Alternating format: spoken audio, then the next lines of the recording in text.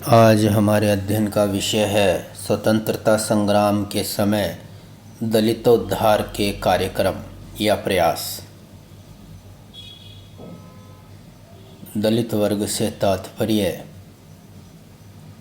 भारतीय समाज के उस वर्ग से है जो सामाजिक क्रम में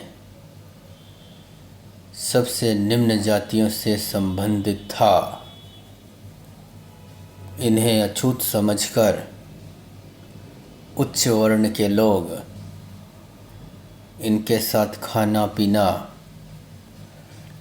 तथा अन्य प्रकार के सामाजिक संपर्क से दूर रहते थे। धीरे धीरे दलित वर्ग के उद्धार के लिए प्रयास किए जाने लगे और अनेक धार्मिक और सामाजिक सुधार आंदोलनों का सूत्रपात हुआ, जैसे ब्रह्म समाज, जिसमें राजा राम मोहन राय, केशव चंद्र सेन आदि प्रमुख नेता थे। उन्होंने जाति प्रथा, ऊंच नीच का भेदभाव तथा अस्पृश्यता का घोर विरोध किया।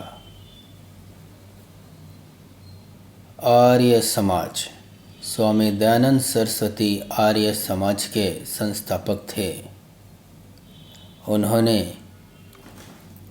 अछूतों को यज्ञ पवित्र पहनने, वेदों का अध्ययन करने, शिक्षा ग्रहण करने के लिए अधिकारी ठहराया और उन्हें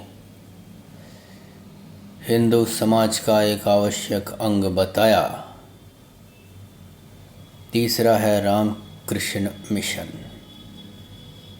इसके संस्थापक स्वामी विवेकानंद थे।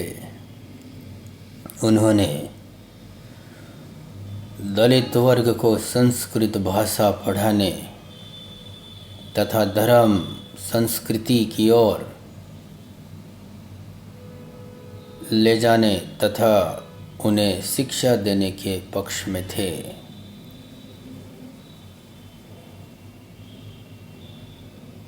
डिप्रेस्ड क्लास एसोसिएशन की स्थापना 1906 में की गई थी।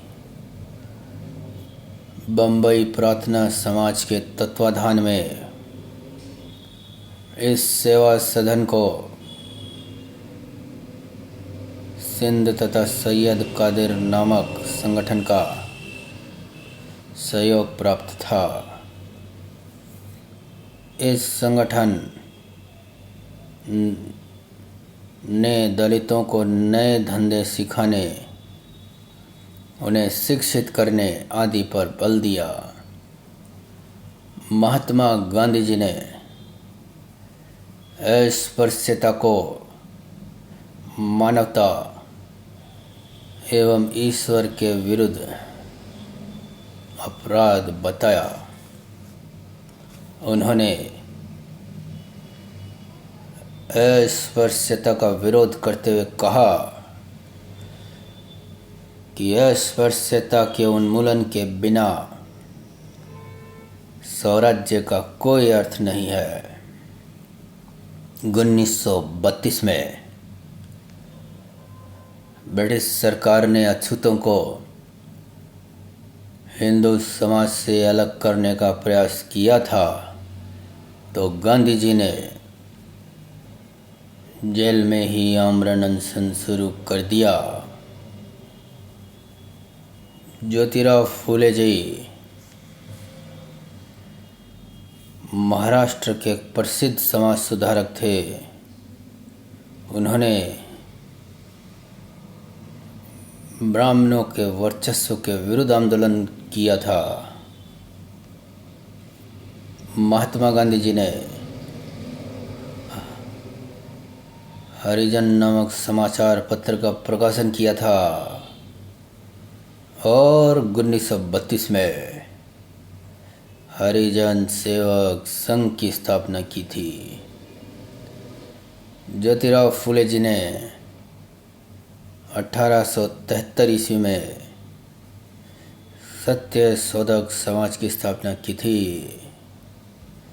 इनके अलावा उन्होंने गुलामगिरी नामक पुस्तक लिखी थी,